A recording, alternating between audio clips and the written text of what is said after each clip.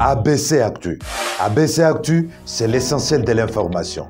ABC Actu, c'est la politique, l'économie, le social, la culture, la religion, la science, la technologie, le développement et les divers. ABC Actu, l'essentiel de l'information pour vous, FM Prêt.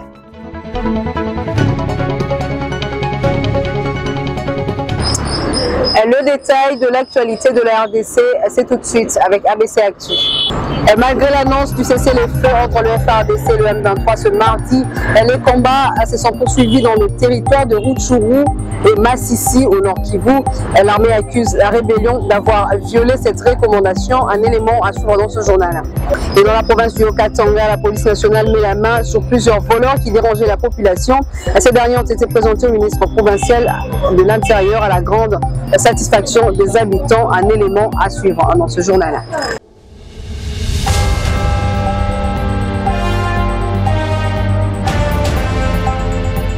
Bonsoir et bienvenue à tous. Ouvrons ce journal après la publication d'un communiqué affirmant le respect du cessez-le-feu.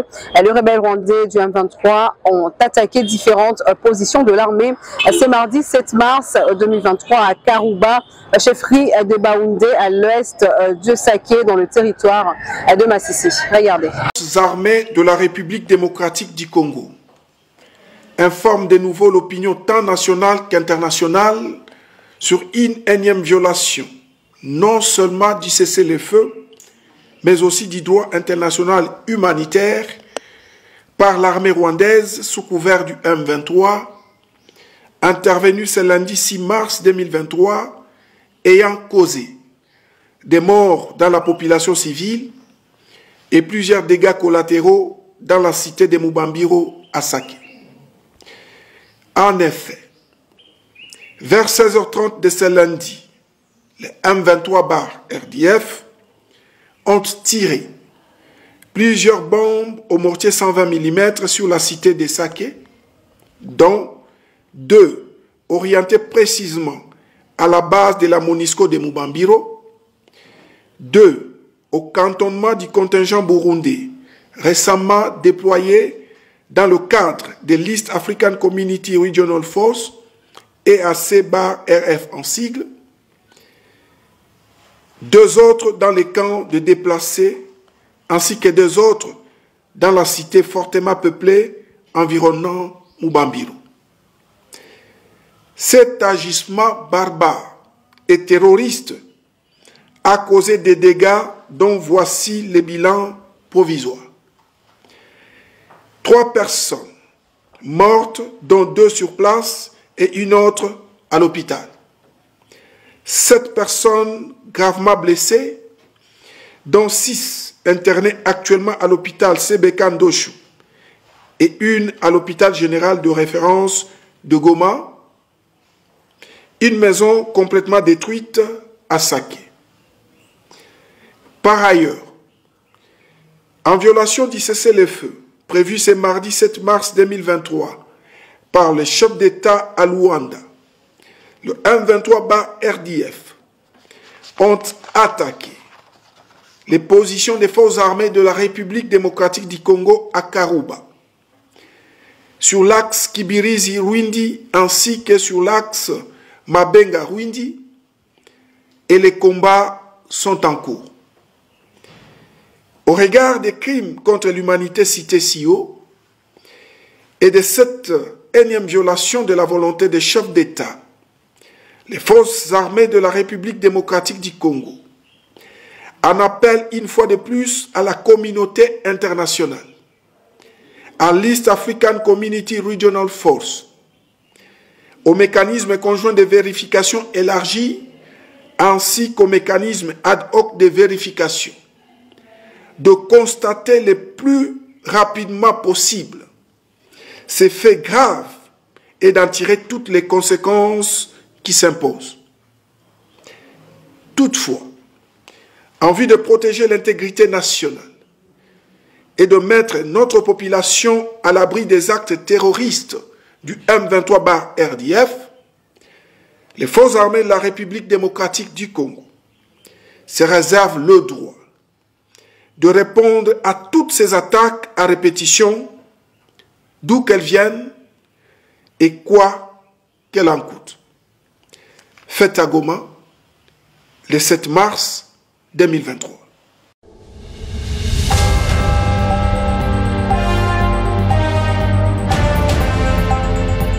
Parlons en justice dans ce journal. Le procès en flagrance du député national Mwanga Chouchou s'est poursuivi lundi 6 mars devant la haute cour militaire. L'élu de Massissi a passé sa première nuit dans la prison centrale de Makala. L'affaire du prévenu député national Mwanga Chouchou Izi Edouard et son co-prévenu commissaire principal Robert Mouchamali Wabalike s'est poursuivie devant la haute cour militaire ce lundi 6 mars 2023. Jugés en procédure de flagrance, les deux prévenus sont poursuivis par l'auditeur général près la haute cour militaire, ministère public, pour 3 préventions, à savoir participation à un mouvement insurrectionnel, détention illégale des munitions de guerre et incitation des militaires à commettre des actes contraires au devoir ou à la discipline. Les co-prévenus, Mouchamaliwa Robert est l'un des gardiens de la concession du prévenu Mwanga Chouchou Edouard, situé au Nord Kivu, concession dans laquelle les services de renseignement au niveau de cette province avaient découvert les armes de guerre. Au cours de cette deuxième audience, la haute juridiction militaire, dans sa chambre que préside le général de brigade magistrat Kalala Kapouk Martin, a identifié le commissaire principal Robert Mouchamaliwa, non assisté de son conseil, chose qui n'a pas permis à la cour de poursuivre avec l'instruction de la cause. Déjà, un mémoire unique a été déposé par les avocats conseils du prévenu Mwanga Chouchou, lesquels sera développé à l'audience prochaine prévue ce mardi 7 mars 2023.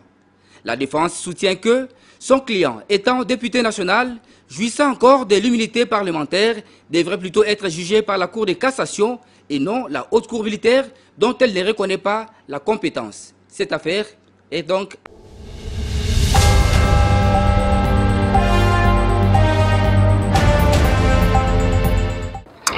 Les femmes de Ensemble pour la République Bandal bénéficient des pagnes de main de Maître Simon Boyoulou, coordonnateur emblématique de la JR Ville-Province de Kinshasa. Robin Kabeï pour plus de détails.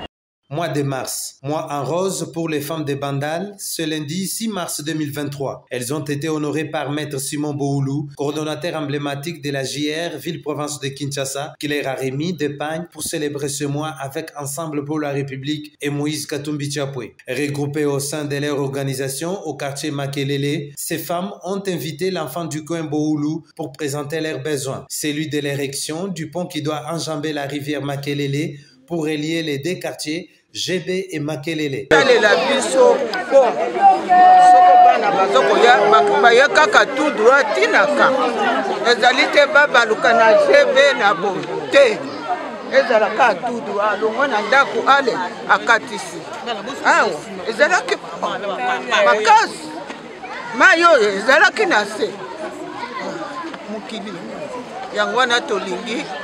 Moïse Katumbi azongisila biso bon tozala bien. L'homme proche de sa population a dit qu'il va transmettre le message au président Moïse Katumbi Chapwe pour une intervention en urgence. Ils sont venus prendre langue avec nos mamans du quartier. Vous venez de les attendre. Ils ont lancé SOS auprès de notre président Moïse Katumbi pour qu'ensemble,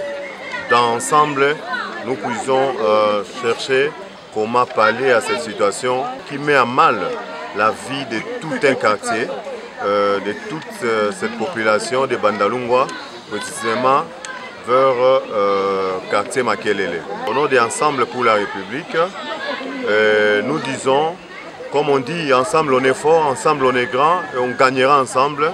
Et c'est un pari, c'est un défi qu'on va gagner ensemble. Madame Solange Mafuta, membre de la coordination nationale de la dynamique des femmes pour le changement, a remonté le moral de ces femmes pour qu'elles adhèrent à Ensemble pour la République tout en leur remettant des fiches d'adhésion. Sinon, elles se sont montrées très favorables à Moïse Katumbi Chapwe et les voter d'ici 20 décembre 2023.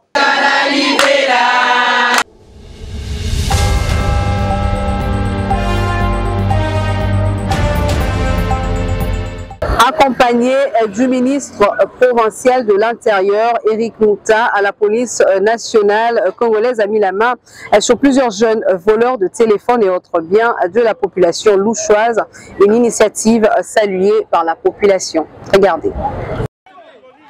Les uns après une course-poursuite, les autres ramassés à la cuillère. Plusieurs jeunes spécialisés dans le vol de téléphones et autres extorsions ont été surpris ce vendredi 3 mars 2023 par une équipe costaud du ministère provincial de l'Intérieur. Équipe constituée des agents des services de sécurité et de la police en détachement. Éric Mouta était personnellement sur le terrain de nuit pour superviser cette opération. C'était entre autres sur des usines Sendoué, à l'arrêt Kipouchi et Jekamine, au terminus Carrefour Texaco et à la place de la Poste. Un joli coup de filet salué par de nombreuses personnes qui ont été témoins de cette opération. On a au moins frappé quelqu'un ici. À peine, on a le téléphone, on a donc nous étions presque à l'insécurité. Nous-mêmes, nous nous sommes posé des questions de savoir s'il n'y a pas l'État qui pouvait au moins nous aider à évacuer ces gens. Ces enfants, il faut les arrêter. Ils sont au moins plus de 30 000, je ne sais pas. On a beaucoup souffert ici. On lâche les gens, les téléphones, on tape les gens. Ici, il n'y a pas moyen. Ça, c'est une bonne initiative. Il faut les chercher partout. Il faut les arrêter. C'est ça mon point de vue. Merci beaucoup. Notez qu'au cours de cette opération, l'équipe du ministère provincial de l'Intérieur a intercepté quelques véhicules suspects sans plaque. Les propriétaires ont été interpellés et verbalisés. Dans le cadre d'aider le chef de l'État pour atteindre ses objectifs, comme vous le constatez, nous devons aider la population à évacuer paisiblement dans ses occupations. Et nous avons mené, nous, ministère de l'Intérieur et de la Sécurité, des opérations par rapport à ces jeunes qui extorquent sur certains points de chauds de la ville. Sous l'impulsion du gouverneur de province Jacques Kiaboula Katoué, cette opération coup de poing initiée par le ministère provincial de l'Intérieur va s'étendre sur l'ensemble de la ville et frapper à l'improviste pour traquer ces jeunes gens qui dérangent la vie des paisibles citoyens.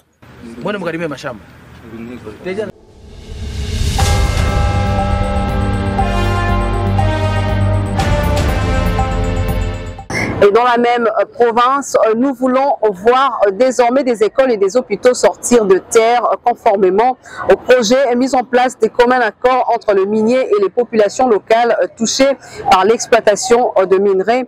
Ces mots sont du gouverneur Jacques Kiaboula lors de la remise des arrêtés aux sociétés minières dont le cahier des charges a été approuvé. Regardez.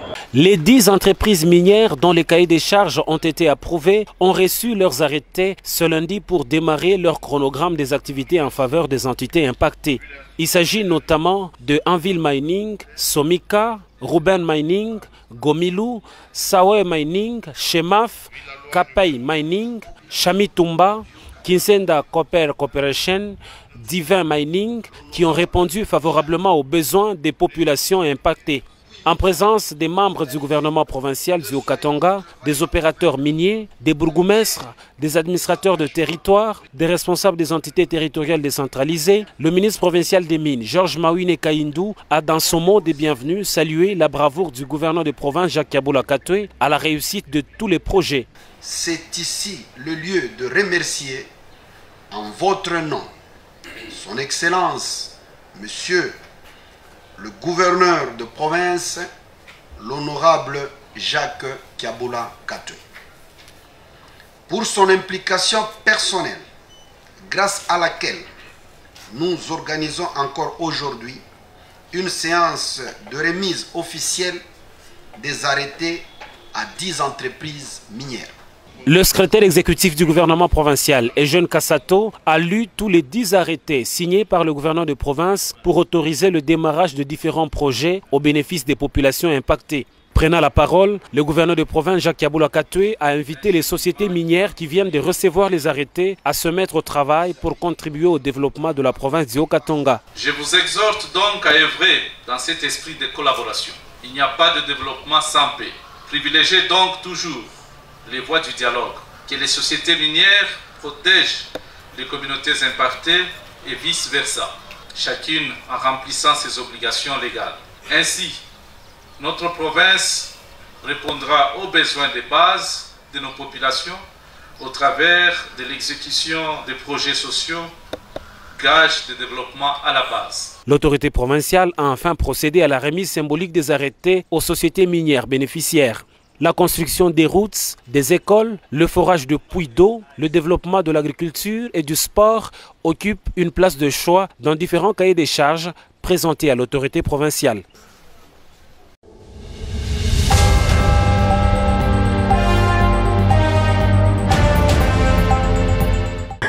D'une province à une autre, dans une adresse faite à la presse tenue le lundi 6 mars à Bukavu, le gouverneur intérimaire du Sud Kivu, Marc Malago, dit avoir hérité d'une situation économique de la province catastrophique. Par ailleurs, il invite les uns et les autres à l'unité. On l'écoute.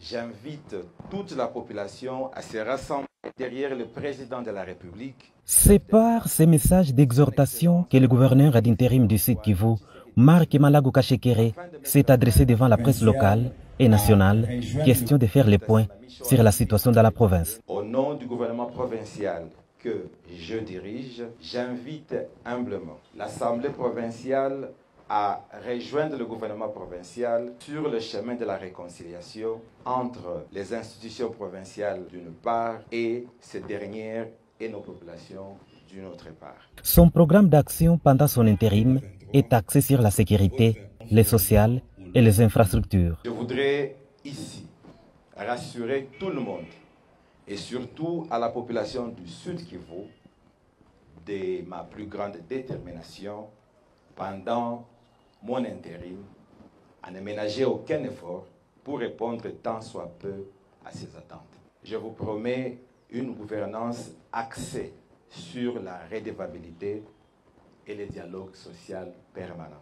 Poursuivant son discours, le gouverneur d'intérim, Marc Malago, a annoncé avoir pris certaines mesures pour stopper l'hémorragie financière dans la province du Sud Kivu. J'ai pris la décision de suspendre préventivement tous les contrats de partenariat public et privé en cours concernant la mobilisation des recettes de la province et mettre en place une commission mixte, Assemblée provinciale et gouvernement provincial, pour les analyser au cas par cas.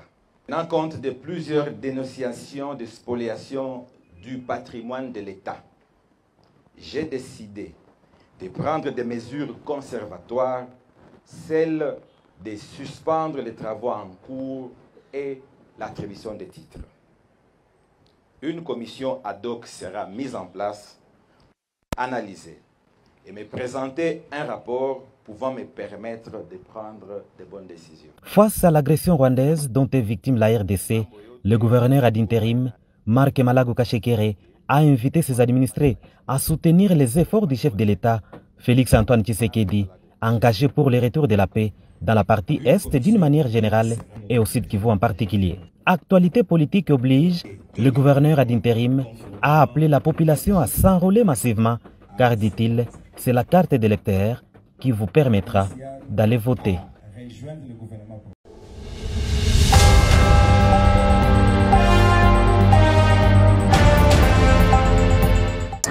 Et dans les registres sport, à la gare contre Lupopo, c'est déjà ce mercredi. En attendant de se rendre au Benina Martyr Stadium demain, le cheminot prépare ses chocs de la 4e journée de la phase de groupe de la Coupe de la CAF avec concentration, détermination, mais aussi beaucoup de bonne humeur. Regardez.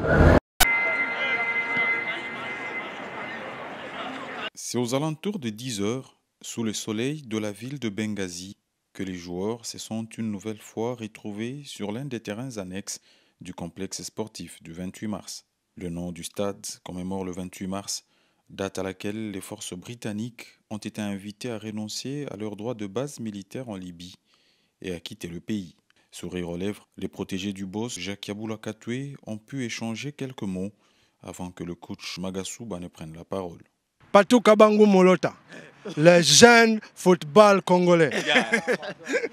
Comment ça va? Ça va, ça va. Ça va bien? Ça va bien. Match ya mercredi. Unaonaje? Ouais, match tout concentré, t'as quoi bien, faut winner le match.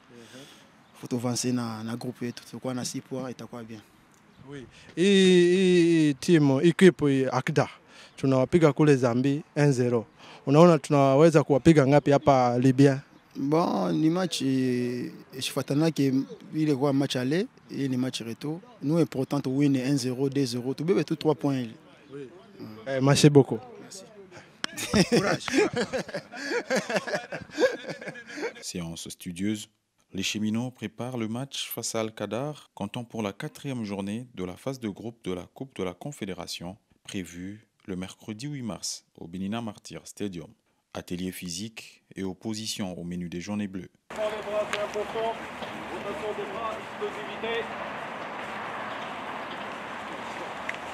Voilà.